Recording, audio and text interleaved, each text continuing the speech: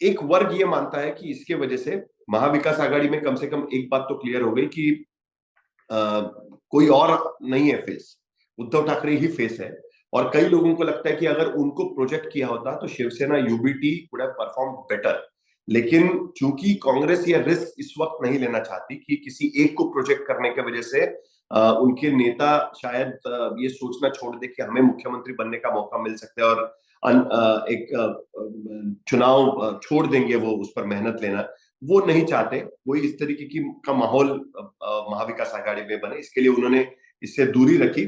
लेकिन एक उद्धव ठाकरे को प्रोजेक्ट करेंगे तो उसका फायदा हो सकता था, ये मानने वाले लोग बहुत है अगर सीट वाइज देखें तो। उद्धव ठाकरे और एकनाथ शिंदे, तो यही उद्धव ठाकरे को उम्मीदवार नहीं बनाया है मुख्यमंत्री पद का। उन्होंने ये मांग नहीं की थी कि मुझे बनाइए, उन्होंने कहा था कि आप किसी को भी डिक्लेयर कीजिए। लेकिन जैसा कांग्रेस आमतौर पे बचती रही है, तो कांग्रेस और एनसीपी ने मुख्यमंत्री पद का कोई उम्मीदवार की घोषणा नहीं की है। लेकिन अब जब हम ये देख रहे हैं कि मुख्यमंत्री पद का जो लोकप्रिय उम्मीदवार है, और सिर्फ वो एक रीजन में नहीं, मतलब पूरे महाराष्ट्र के हर क्षेत्र में एकनाथ शिंदे उद्धव ठाकरे से आगे हैं, और ओवरऑल जो लीड है वो 5% की है। तो ये कहीं ना कहीं, भले ही हमको ये लग रहा है कि सरकार बदल दो वाली जो बात है कि 10% का लीड है, लेकिन जहां मुख्यमंत्री बनने की बात आ रही है तो उद्धव ठाकरे कहीं ना कहीं पिछड़ते हुए नजर आ रहे हैं। इसे हम दो तरीके से देख सकते हैं।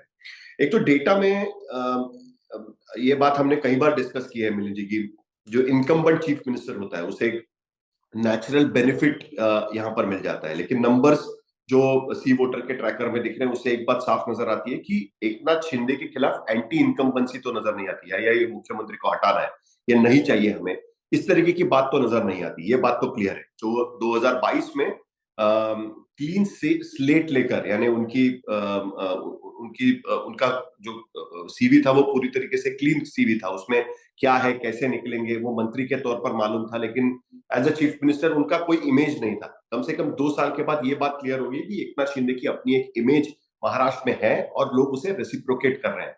वहीं दूसरी तरफ ये भी मतलब निकलता है कि 2.5 साल पहले जो उद्धव ठाकरे मुख्यमंत्री पद की कुर्सी और उसके साथ साथ अपनी पार्टी का नाम सिंबल गवा चुके हैं, उनका रेटिंग ये नंबर 2 पर अभी भी कायम है।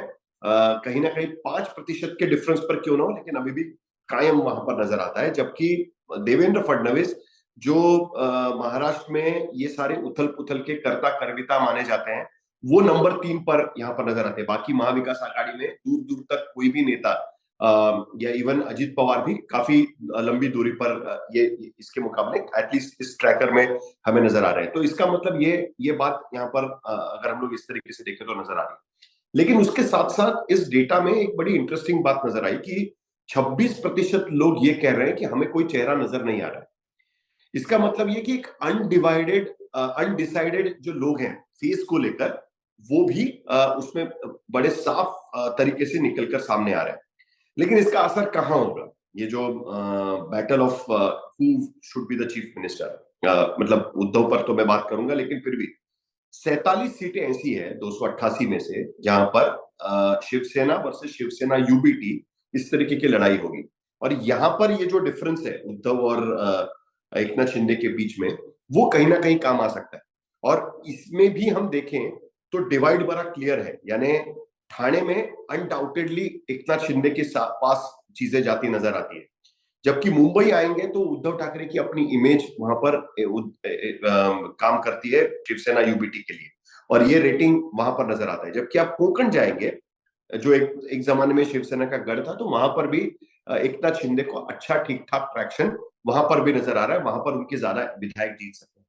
लेकिन रेस्ट ऑफ महाराष्ट्र जैसे ही आप जाते हैं वहां पर ये चीजें धीरे धीरे बदलती है। उद्धव ठाकरे की अपनी इमेज थोड़ा सा ज्यादा बेनिफिट एक तरीके से इनको दे सकती है। तो एक वर्ग ये मानता है कि इसके वजह से महाविकास आघाड़ी में कम से कम एक बात तो क्लियर हो गई कि कोई और नहीं है फेस, उद्धव ठाकरे ही फेस है। और कई लोगों को लगता है कि अगर उनको प्रोजेक्ट किया होता तो Shiv Sena UBT would have perform better.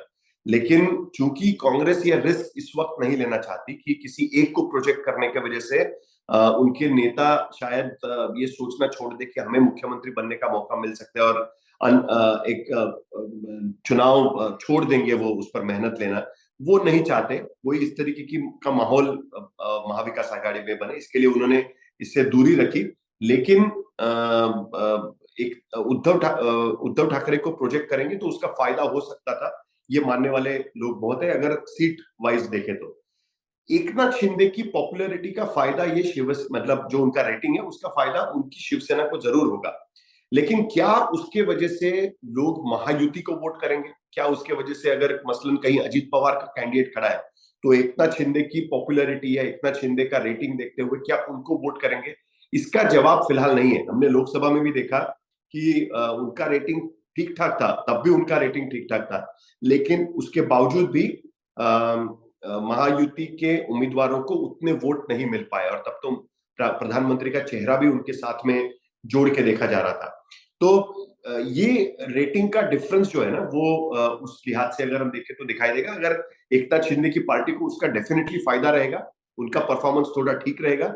Uddhav Thackeray का चेहरा अगर प्रोजेक्ट करते तो शिवसेना यूबीटी को उसका फायदा रहता, लेकिन इन दोनों चेहरों की लड़ाई असलियत में 47 सीटों तक सीमित है। 47 सीटें जो शिवसेना यूबीटी वर्सेस शिवसेना शिंदे इस तरीके की लड़ी जा रही है, वहां पर सबसे ज्यादा वो मायने रखेगी।